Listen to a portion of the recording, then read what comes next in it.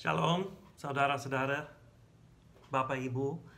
Ini khotbah yang kedua dalam seri berdasarkan kitab Keluaran sebagai teladan atau contoh bagaimana buat khotbah eksposisi.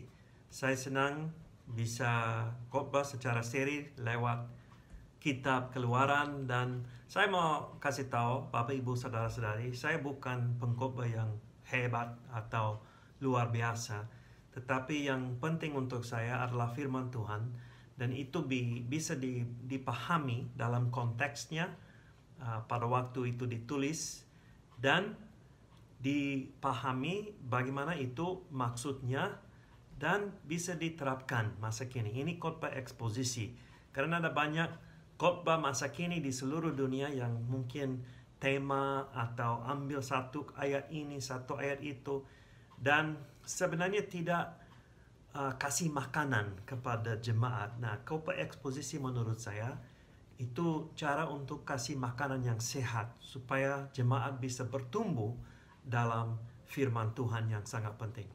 Jadi sebelum kita mulai dalam teks ini, mari kita berdoa. Bapa kami berterima kasih karena firman Tuhan sangat luar biasa, sangat benar, dan bisa menguatkan dan memimpin kami. Tolong hari ini atau saat ini kami bergantung kepada Tuhan, dan tolong Roh Kudus untuk membuka pikiran dan hati kami pada waktu kami lihat teks ini dalam Keluaran pasal 2. Kami berdoa dalam nama Yesus Kristus. Amin. Dalam firman Tuhan, Bapak Ibu, kita tahu bahwa ada banyak kelahiran bayi, yang mana bayi itu dilahirkan dalam saat yang khusus, saat yang spesial, saat yang penting sekali dalam sejarah keselamatan. Contoh, Sarah dan Abraham. Sarah dan Abraham atau Abraham sudah tua, sudah lewat masa melahirkan, tetapi Sarah melahirkan Ishak sesuai dengan perjanjian Allah kepada Abraham. Samsul mamanya, ibunya, mandul dulunya, tetapi Allah memberikan seorang anak kepada mereka untuk menyelamatkan bangsa Israel, umatnya, dari orang Filistin. Satu contoh lagi, Ruth dan Obed. Ruth menikah dengan Boaz. Ruth itu orang Moab, tetapi dia masuk dalam keluarga Israel, umat Allah, dan melahirkan Obed. Obed menjadi kakek Daud, Raja Daud nanti. Jadi ini kelahiran yang sangat luar biasa, satu kitab sendiri yang menjelaskan cerita itu. Kemudian Hana dan Samuel. Samuel adalah mungkin anak transisi atau orang transisi antara masa hakim-hakim dan masa raja-raja. Dia adalah nabi yang luar biasa yang mengurapi Raja Daud nanti, tetapi kelahiran itu sangat penting dalam sejarah keselamatan umat Tuhan. Kemudian dalam perjanjian baru kita tahu tentang cerita Natal, Elizabeth dan Yohanes Pembaptis.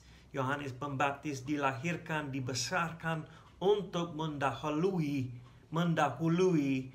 Mesias, yaitu Yesus Kristus. Dan puncaknya kelahiran yang luar biasa adalah Maria dan Yesus. Maria yang belum menikah, belum ada hubungan dengan laki-laki, tetapi dia melahirkan penyelamat, Yesus Kristus.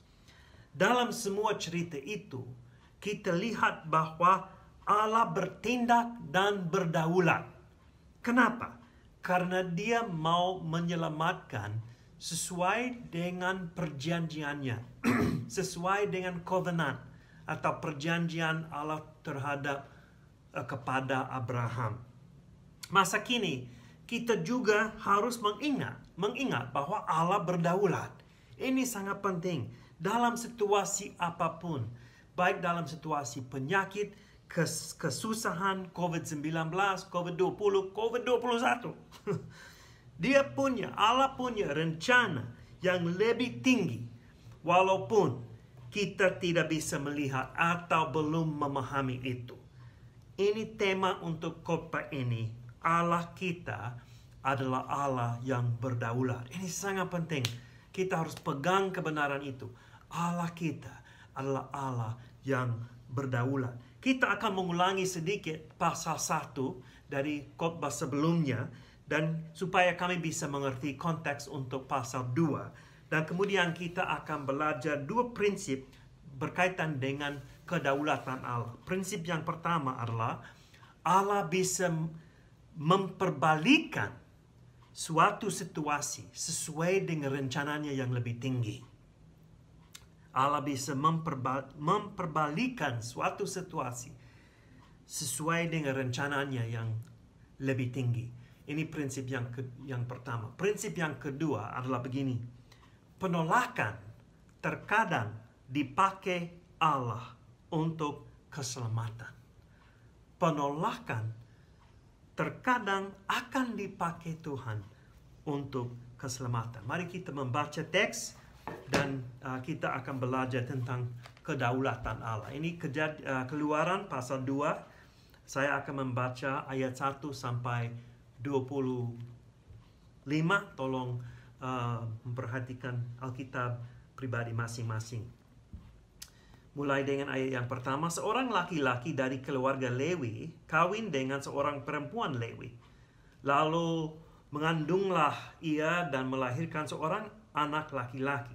Ketika dilihatnya bahwa anak itu cantik, disembunyikannya 3 bulan lamanya. Tetapi ia tidak dapat membunyikannya lebih lama lagi. Sebab itu diambilnya sebuah peti pandan, dipakalnya dengan gala-gala dan ter, diletakkannya bayi itu di dalamnya, dan ditaruhnya peti itu di tengah-tengah terberau di tepi sungai Nil. Kakaknya perempuan berdiri di tempat yang agak jauh untuk melihat apakah yang akan terjadi dengan dia. Maka datanglah putri Firaun untuk mandi di sungai Nil. Sedang dayang-dayangnya berjalan-jalan di tepi sungai Nil. Lalu terlihatlah olehnya peti yang di tengah-tengah terberau itu. Maka disuruhnya hambanya perempuan untuk mengambilnya. Ketika dibukanya, dilihatnya bayi itu, dan tampaklah anak itu menangis, sehingga belas kasihanlah ia kepadanya dan berkata, tentulah ia bayi orang Ibrani. Lalu bertanyalah kakak anak itu kepada putri Firaun, akan kupanggilkah bagi tuan putri seorang inang penyusu dari perempuan Ibrani untuk menyusukan bayi itu bagi tuan putri? Sahut putri Firaun kepadanya, baiklah. Lalu pergilah gadis itu memanggil ibu bayi itu. Maka berkatalah putri Firaun kepada ibu itu, bawalah bayi ini dan susukanlah dia bagiku, maka aku akan memberi upah kepadamu. Kemudian perempuan itu mengambil bayi itu dan menyusuinya. Ketika anak itu telah besar, dibawanyalah kepada putri Firaun dan mengangkatnya menjadi anaknya, dan menamainya Musa, sebab katanya, karena aku telah menariknya dari air. Terus dengan ayat yang ke-11. Pada waktu itu ketika Musa telah dewasa, ia keluar mendapatkan saudara-saudaranya untuk melihat kerja paksa mereka. Lalu dilihatnya lah seorang Mesir memukul seorang Ibrani, seorang dari saudara-saudaranya itu. Ia menoleh ke sana sini, dan ketika dilihatnya tidak ada orang, dibunuhnya orang Mesir itu, dan disembunyikannya mayatnya dalam pasir. Ketika keesokan harinya ia keluar lagi, didapatinya 2 orang Ibrani tengah berkelahi. Ia bertanya kepada yang bersalah itu, mengapa engkau pukul temanmu? Tetapi jawabnya, siapakah yang mengangkat engkau menjadi pemimpin dan hakim atas kami? Apakah engkau bermaksud membunuh aku sama seperti engkau telah membunuh orang Mesir itu? Musa menjadi takut sebab pikirnya, tentulah perkara itu telah ketahuan. Ketika Firaun mendengar tentang perkara itu, dicarinya ikhtiar untuk membunuh Musa. Tetapi Musa melarikan diri dari hadapan Firaun dan tiba di tanah Midian. Lalu ia duduk di tepi sebuah sumur. Adapun imam di Midian itu mempunyai 7 anak perempuan. Mereka datang menimba air dan mengisi palungan-palungan untuk memberi minum kambing domba ayahnya. Maka datanglah gembala-gembala yang mengusir mereka. Lalu Musa bangkit menolong mereka dan memberi minum kambing domba mereka. Ketika mereka sampai kepada Reuel, ayah mereka, berkatalah ia, "Mengapa selakas itu kamu pulang hari ini?" Jawab mereka, "Seorang Mesir menolong kami terhadap gembala-gembala. Bahkan ia menimba air banyak-banyak untuk kami dan memberi minum kambing domba." Ia berkata kepada anak-anaknya, "Di manakah ia? Mengapa kamu tinggalkan orang itu? Panggillah dia makan." Musa bersedia tinggal di rumah itu. Lalu diberikan Reuelah Zipora anaknya kepada Musa. Perempuan itu melahirkan seorang anak laki-laki, maka Musa menamainya Gersom, sebab katanya, "Aku telah menjadi seorang pendatang di negeri asing." Lama sesudah itu matilah Raja Mesir, tetapi orang Israel masih mengeluh karena perbudakan, dan mereka berseru-seru sehingga teriak. Mereka minta tolong karena perbudakan itu sampai kepada Allah. Allah mendengar mereka mengerang. Lalu ia mengingat kepada perjanjiannya dengan Abraham, Ishak, dan Yakub. Maka Allah melihat orang Israel itu dan Allah memperhatikan mereka. Satu cerita yang luar biasa dan banyak hal yang bisa digali di situ. Tetapi kita berfokus dulu tentang mengenai latar belakang atau mengulangi apa yang terjadi di dalam pasal 1. Kita mengingat bahwa Israel ada di Mesir karena Yusuf dijual oleh saudara-saudaranya dan nanti dijual kepada seorang Mesir, Potifar. Dan karena Allah menyertai Yusuf, padahal dalam keadaan yang susah, dia diberkati. Dan keluarga Yusuf dibawa ke Mesir karena ada kelaparan di Kanaan. Dan Yusuf mengatur semuanya di Mesir dan di atas nama Firaun. Tapi dalam pasal 1 kita belajar bahwa ada Firaun yang tidak mengenal Yusuf.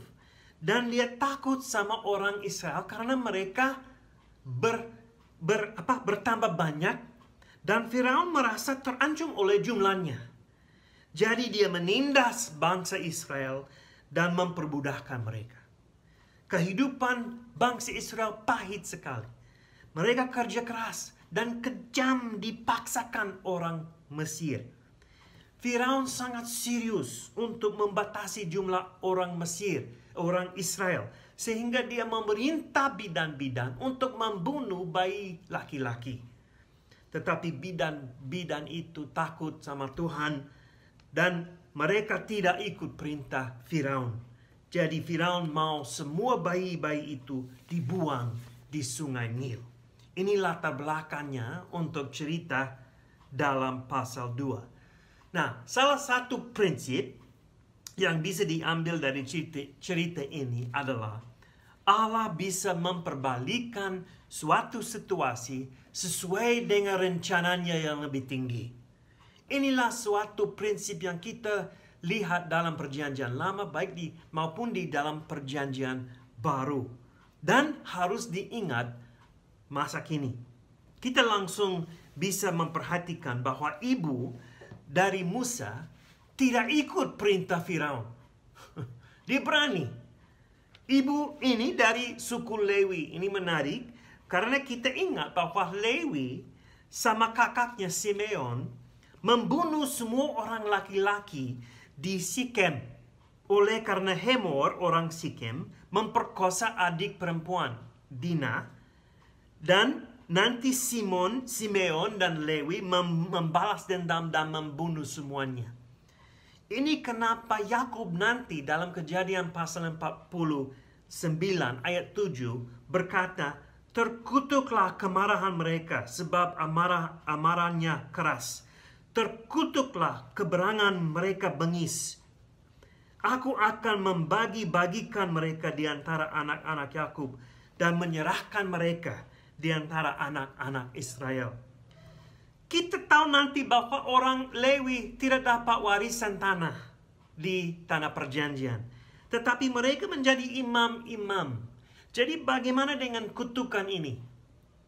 Keberanian dan kesetiaan seorang ibu membuat kutuk itu menjadi berkat. Itu luar biasa. Ingat itu ibu-ibu. Keberanian, kesetiaan ibu akan bisa berdampak sampai generasi-generasi masa depan. Mereka memang dibagi-bagikan sebagai imam dan orang-orang yang melayani Tuhan. Jadi walaupun dibagi-bagikan, tetapi sebagai imam dan melayani Tuhan, mulai dengan Musa ini dan Harun kakaknya. Kita kembali ke pasal 2. Ibu ini menyembunyikan anaknya karena dia melihat anak itu baik sekali. Dikatakan dalam terjemahan ini cantik. Tetapi bukan baik saja. Bukan cantik saja. Ada kata yang dipakai dalam bahasa aslinya. Kata tov. Nah ini menarik karena dalam Kejadian pasal 1. Kata itu sering dipakai oleh Tuhan untuk menjelaskan keadaan ciptaannya. Itu tov. Baik. Jadi pada waktu itu Allah akan membuat sesuatu yang baru dengan Musa. Bisa dikatakan ciptaan baru dengan umatnya, dengan bangsanya mulai dengan Musa. Jadi kita lihat beberapa kata yang buat tali kepada Kejadian dan tali kepada keluaran dari Mesir nanti. Ini akan mengaitkan semuanya itu dalam rencana Tuhan untuk menyelamatkan, untuk menebus umatnya sesuai dengan perjanjiannya. Setelah 3 bulan, saya tidak tahu bagaimana dia bisa menyembunyikan seorang bayi 3 bulan dengan tangisannya ya. Tetapi setelah 3 bulan, dia merasa dia tidak bisa menyembunyikan anaknya lagi. Jadi dia ambil sebuah peti pandang, dipakalnya dengan gala-gala dan ter, dan peti pandang itu dengan anak itu ditaruh di tepi sungai Nil. Ayat 3 dan 4. Kata yang dipakai untuk peti pandang adalah kata yang sama yang dipakai untuk Batrah, untuk Nuh. Ini kata yang sama, peti pandang dan Batrah. Peti pandang ini menyelamatkan Musa dalam air, sama seperti Batrah, kata yang sama, menyelamatkan Nuh dan keluarganya dalam laut, dalam air. Kedua cerita ini sangat penting dalam sejarah keselamatan Allah terhadap umatnya. Juga kita lihat bahwa bayi ini di dalam peti pandang ditaruhnya di tengah-tengah terberau. Ini menarik juga. Nanti bangsa Israel akan pergi keluar Mesir dan akan diselamatkan lewat laut terberau. Penulis mengaitkan cerita ini dengan cerita itu nanti. Ada rencana Allah untuk menebus dan menyelamatkan sesuai dengan perjanjiannya kepada Abraham. Lihatlah, Firaun memerintah semua bayi laki-laki harus dibuang dalam sungai Nil. Dan ibu ini menaruh anaknya dalam sungai Nil untuk menyelamatkan dia. Sangat ironis. Nah, juga kita lihat walaupun nama Allah belum muncul dalam pasal 2 ini, Allah bercampur tangan dan bertindak di sini. Peti pandang itu terlihat oleh putri Firaun. Ini dengan sengaja. Saya kira Tuhan menyebabkan putri Firaun itu untuk melihat peti pandang itu. Dan dia ambil bayi itu dan menyelamatkannya walaupun dia tahu dia orang Ibrani. Nah, itu menarik karena dayang-dayangnya mereka tidak masuk sungai Nil itu untuk mandi. Itu putri Firaun mandi sendiri. Jadi mungkin dayang-dayangnya kalau mereka melihat bayi itu, mereka takut sama Firaun dan perintahnya, dan mereka tidak akan menyelamatkannya. Tetapi putri Firaun sendiri yang mandi, dan dia melihat, dan dia merasa belas kasihan. Dia mendengar bayi itu menangis dan merasa belas kasihan. Saya kira ini Allah bercampur tangan. Dia buat rencana yang jauh lebih baik. Dalam ayat 7-10, sangat ironis ini adalah apa yang terjadi kemudian. Kakak perempuan anak itu bilang kepada putri Firaun, maaf, saya kenal seorang ibu yang bisa menyusuinya. Maksudnya ibunya. Jadi ibunya sendiri dibiarkan untuk membesarkan anaknya sampai dia lebih mandiri. Dan dikasih uang untuk itu. Luar biasa. Dia dapat gaji untuk menyusuinya. Setelah itu, Musa dibesarkan dalam istana Firaun dan menjadi sebagian keluarga Firaun, putri Firaun. Dia dibesarkan sebagai anaknya.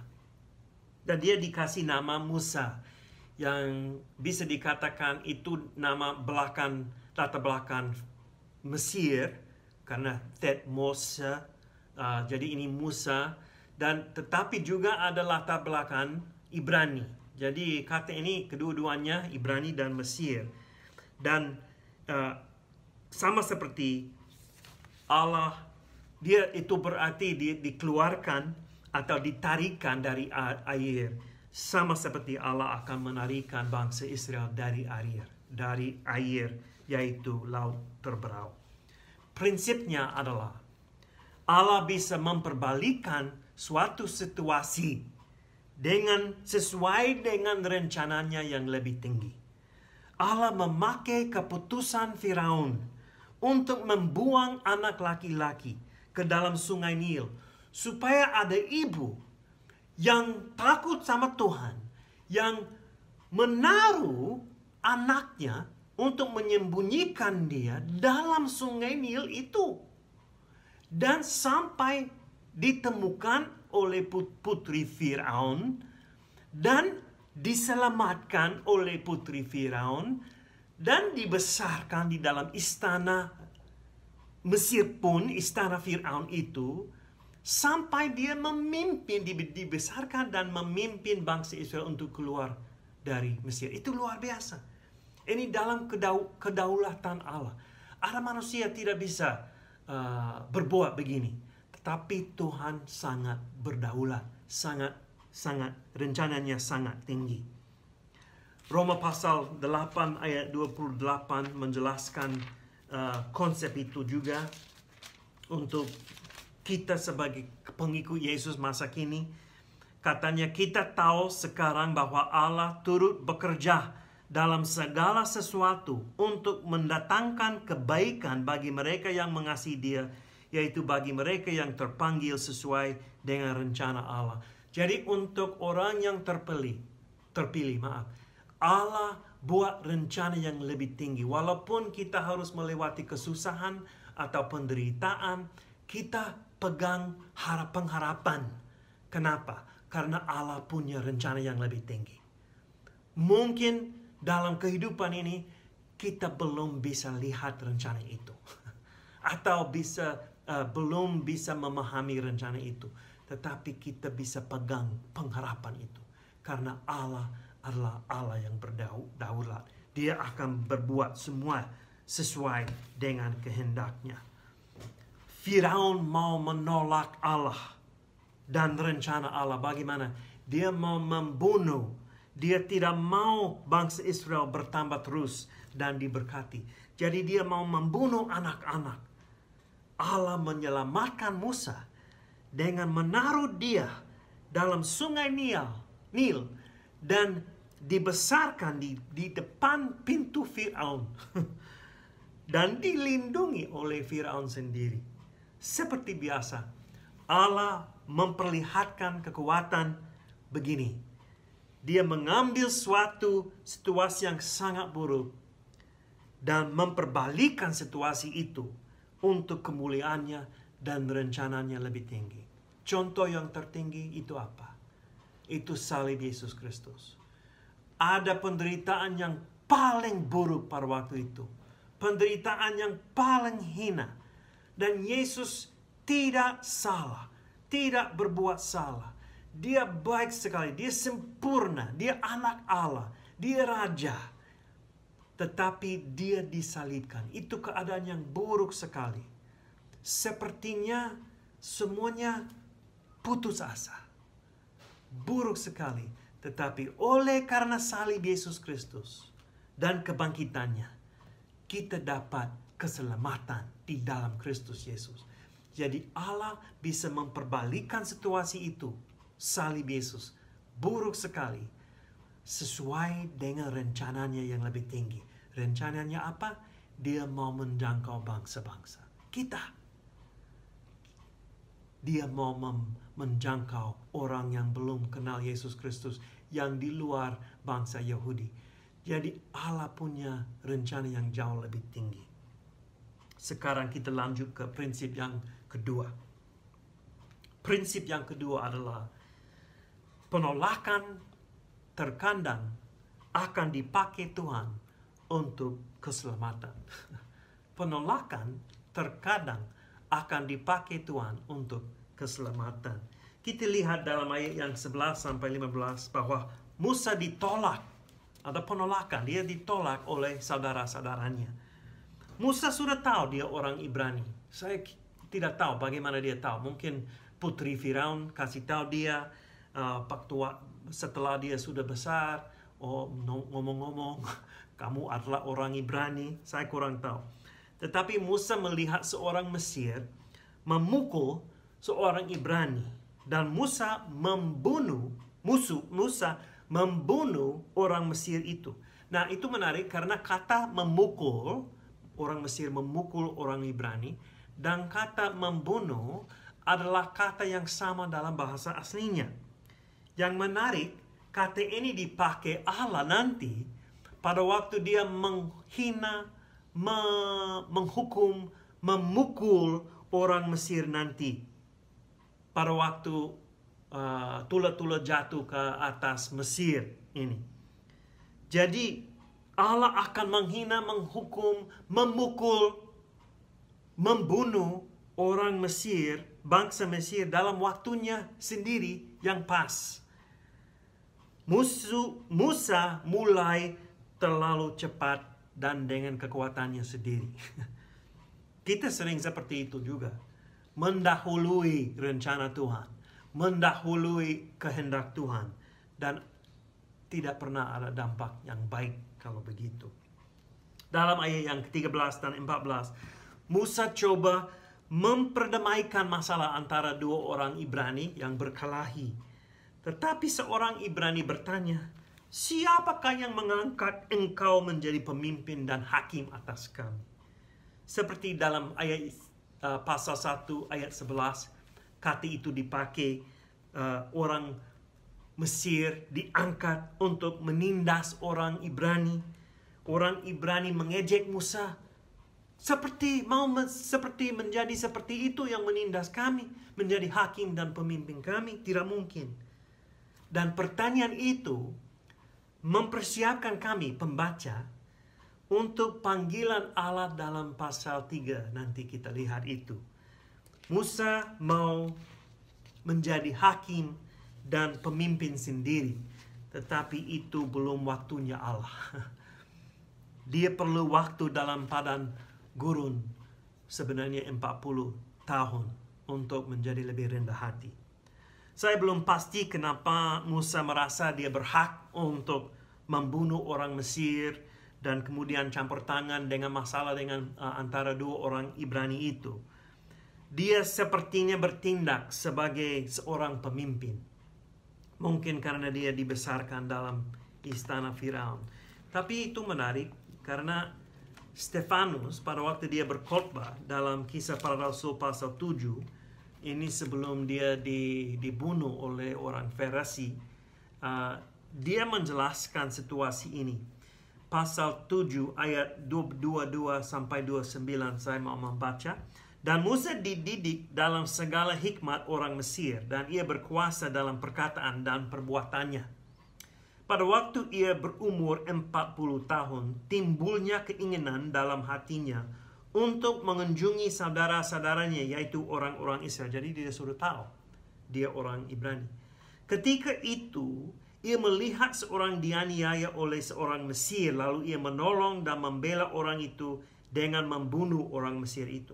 Pada sangkanya, saudara-saudaranya akan mengerti bahwa Allah memakai dia untuk menyelamatkan mereka, tetapi mereka tidak mengerti. Ini belum waktunya. Pada keesokan harinya, ia muncul pula ketika dua orang Israel sedang berkelahi, lalu ia berusaha mendamaikan mereka. Katanya, saudara-saudara, bukankah kamu ini bersaudara? Mengapakah kamu saling menganiaya? Tetapi orang yang berbuat salah kepada temannya, ia menolak Musa dan berkata, siapakah yang mengangkat engkau menjadi pemimpin dan hakim atas kami? Apakah engkau bermaksud membunuh aku sama seperti kemarin engkau membunuh orang Mesir itu? Mendengar perkataan itu, larilah Musa dan hidup sebagai pendatang di tanah Midian. Di situ ia memperanakkan 2 orang laki-laki. Stefanus mau pakai cerita ini sebagai contoh bahwa sebenarnya orang Mesir, orang Israel, sudah mulai menolak Allah dan utusan-utusannya. Jadi mereka mulai menolak Musa.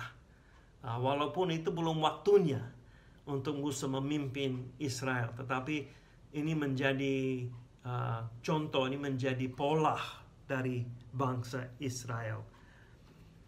Nah, setelah Firaun sadar tentang apa yang dilakukan Musa melarikan diri dari Mesir dan tiba di Midian. Mungkin perjalanannya ini adalah bayangan untuk nanti setelah mereka keluar dari Mesir, mereka harus ke Midian lagi. Gunung Horeb dan Gunung Sinai, itu yang sama, gunung yang sama.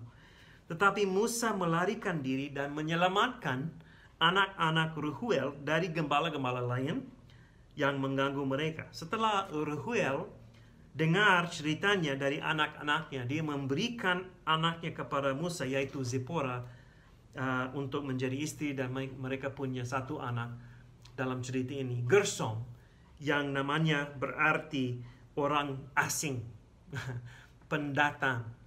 Musa merasa seperti pendatang di Mesir, dan di Midian dia merasa seperti pendatang juga. Di Mesir dia menganggap diri sebagai orang Ibrani. Tetapi menarik, di Midian dia dianggap oleh anak-anak perempuan itu orang Mesir. Jadi sepertinya di mana rumahnya, di mana kampung halamannya. Nanti dia akan belajar itu dengan Tuhan dalam pasal yang ketiga. Ayat 23 dan 25 itu suatu transisi antara perbudakan, kesusahan orang Israel dalam pasal 1, apakah Allah berada, dan panggilan Musa dalam pasal 3. Firaun meninggal, tetapi orang Israel tetap menderita dan tetap di bawah tangan keras orang Mesir. Mereka berseru dan Allah mendengar mereka.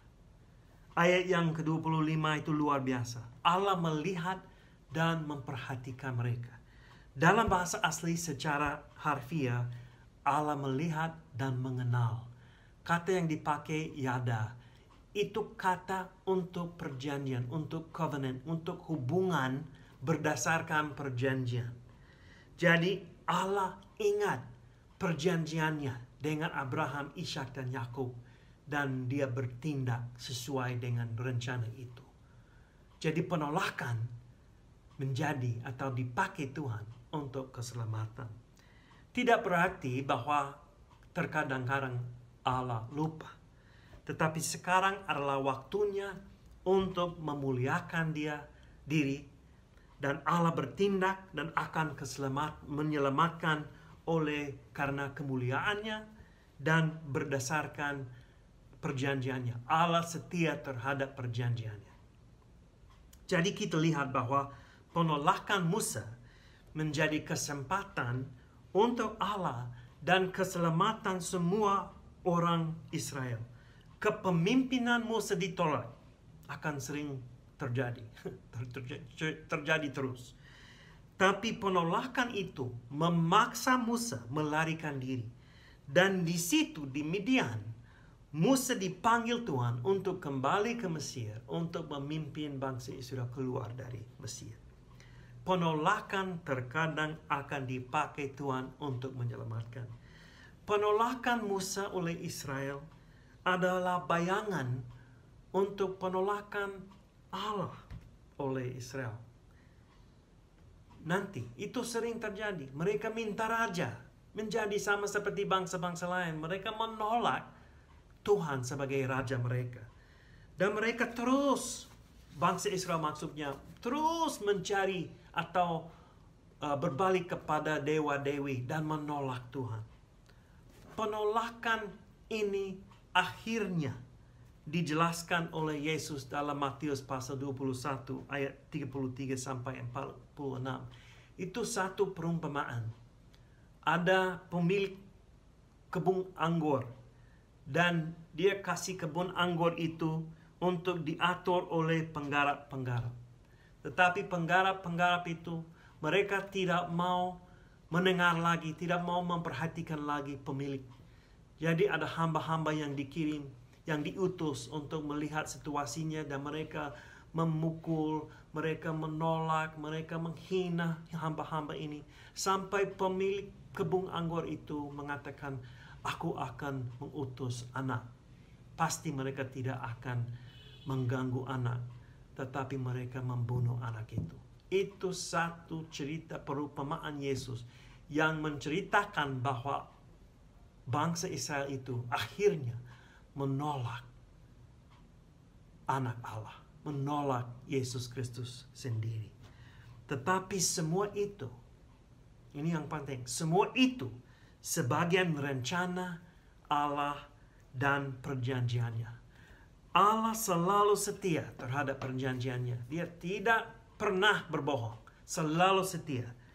Perjanjian-perjanjian Allah selalu ya dalam Kristus.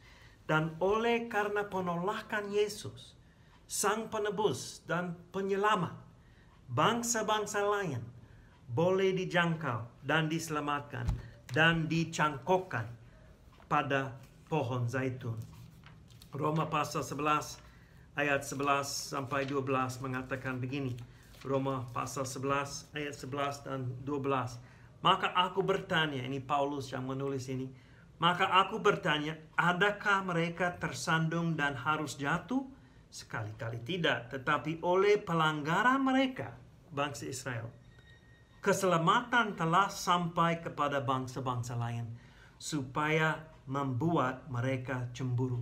Sebab jika pelanggaran mereka berarti kekayaan bagi dunia, dan kekurangan mereka kekayaan bagi bangsa-bangsa lain, terlebih-lebih lagi kesempurnaan mereka. Itu dalam rencana Tuhan. Israel menolak Yesus Kristus, tetapi penolakan itu dipakai Tuhan untuk menyelamatkan bangsa-bangsa lain, menjangkau bangsa-bangsa lain, supaya bangsa Israel, orang Yahudi bisa kembali, bisa sadar, aduh Yesus Kristus adalah Mesias, dan mereka kembali kepada Tuhan. Ini luar biasa. Kedaulatan Allah itu luar biasa. Nah, bagaimana kita bisa menerapkan prinsip-prinsip ini dalam kehidupan kita? Saya mau membaca sebagai kesimpulan sedikit, sebagian kesimpulan sebenarnya. Ibrani pasal 11. Ibrani mau menjelaskan iman Musa. Dan dalam pasal 11 ayat 23 sampai 26, Ada bagian yang lebih besar lagi, tetapi lebih panjang lagi, tapi kita lihat itu. 23, karena iman, maka Musa setelah ia lahir, disembunyikan selama 3 bulan oleh orang tuanya. Karena mereka melihat bahwa anak itu elok rupanya, Tov. Dan mereka tidak takut akan perintah raja. Karena iman, maka Musa setelah dewasa menolak disebut anak putri Firaun. Karena ia lebih suka menderita sengsara dengan umat Allah daripada untuk sementara menikmati kesenangan dari dosa. Ia menganggap penghinaan karena Kristus sebagai kekayaan yang lebih besar daripada semua harta Mesir, sebab pandangannya ia arahkan kepada upah. Itu luar biasa. Walaupun Musa ditolak dulu, dia siap untuk mengaku diri sebagai orang Ibrani dan menolak identitasnya sebagai orang Mesir dan semua kekayaan itu. Kenapa? Ayat 26. Dia menganggap penghinaan karena Kristus sebagai kekayaan yang lebih besar daripada semua harta Mesir, sebab pandangannya ia arahkan kepada upah. Upah itu apa? Itu Yesus Kristus. Mama saya dibesarkan dalam keluarga yang kaya sekali. Sampai masa kini kaya sekali. Mereka ikut agama lain. Tetapi mama saya menjadi pengikut Kristus pada waktu dia remaja, 14-15 tahun. Dan dibesarkan dan dimuridkan. Dia menjadi orang percaya yang luar biasa, teladan untuk saya. Tetapi nanti kakek saya meninggal dan ada warisan besar sekali. Dan adik-adiknya mengeluarkan nama mama saya dari warisan itu. Dan itu sebesar 30 juta dolar, US dollar. Dan saya bertanya kepada mama saya, Mama, kenapa tidak coba untuk ambil warisan itu? Itu luar biasa, banyak ya. Dan jawabannya sangat menyentuh hati saya sampai saat ini. Dia menjawab, Tuhan Yesus jauh lebih berharga daripada semua harta benda itu. Nah, ini sama seperti Musa. Pandangan Musa diarahkan kepada upah dalam Kristus, yaitu Kristus sendiri. Hal ini akan menolong kita memahami kedaulatan dan rencana Allah, walaupun kita belum melihatnya. Walaupun kita harus melewati kesusahan, penderitaan, penganiayaan, kita bisa lihat upah kita dalam Yesus Kristus jauh lebih tinggi. Dan rencana Tuhan. Dalam situasi yang susah atau penolakan pun, apakah kita siap untuk terus percaya kepada Tuhan dan hidup dalam iman? Kita harus percaya bahwa Allah memiliki rencana yang jauh lebih tinggi. Dan penolakan pun bisa dipakai Tuhan untuk keselamatan. Kita tidak tahu. Kita memberitakan firman Tuhan, kita memberitakan Injil. Kalau itu ditolak, itu bukan tanggung jawab. Kita terus bisa mengasihi, kita terus bisa menginjil. Itu ditolak, mungkin itu akan dipakai Tuhan nanti untuk rencana yang lebih tinggi, untuk menyelamatkan orang lain. Tetapi kita tidak tahu. Kita harus beriman. Yang kedua, sekali lagi kembali ke salib Yesus. Selalu kembali ke salib Yesus. Ada keadaan buruk, ada penolakan, tetapi oleh karena itu kita bisa hidup. Kita bisa berdiri di depan Allah dengan berani oleh karena kita berdiri di dalam Yesus Kristus. Karena kematiannya kita bisa hidup. Karena kematiannya kita mati. Dan karena kebangkitannya kita bisa bangkit, kita bisa hidup. Dan ada pengharapan masa depan. Ada pengharapan sekarang yang menguatkan kehidupan kita untuk berdiri. Untuk terus lanjut dengan Tuhan. Karena ada harapan masa depan. Kita bisa mengingat bahwa Allah melihat dan Allah mengenal. Berdasarkan perjanjian Allah dengan kita yang dimeterai dengan darah Yesus Kristus, Dia akan bertindak dalam keadaan kita. Dia akan bertindak sesuai dengan rencana yang lebih tinggi dan sesuai dengan kehendaknya berkaitan dengan keselamatan. Bapak, Ibu, saudara-saudari, ini teks yang luar biasa. Musa dilahirkan, Musa dilindungi, dibesarkan, tetapi oleh karena kesusahan, penolakan, dia harus melarikan diri. Tetapi Tuhan punya rencana. Minggu depan kita akan lihat bagaimana Allah memanggil Musa. Dan kita belajar banyak dari pasal 3. Tetapi tolong ingat, Allah berdaulat. Allah punya rencana yang lebih tinggi. Kadang-kadang kita tidak bisa lihat itu. Tapi kita bisa tetap percaya. Mari kita berdoa. Bapa kami bersyukur karena Tuhan sangat baik. Sangat luar biasa, sangat tinggi. Tolong menguatkan kami dengan firman ini. Tolong kami menerapkan ini untuk kemuliaan Tuhan Yesus. Kami berdoa dalam nama Yesus Kristus. Amin. Tuhan memberkati.